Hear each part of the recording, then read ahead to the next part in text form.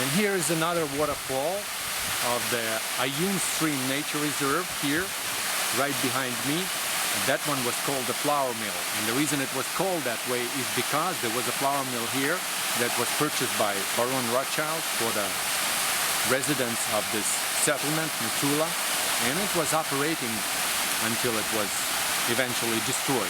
But the name was preserved, and here we are looking at it on our way down to the last waterfall.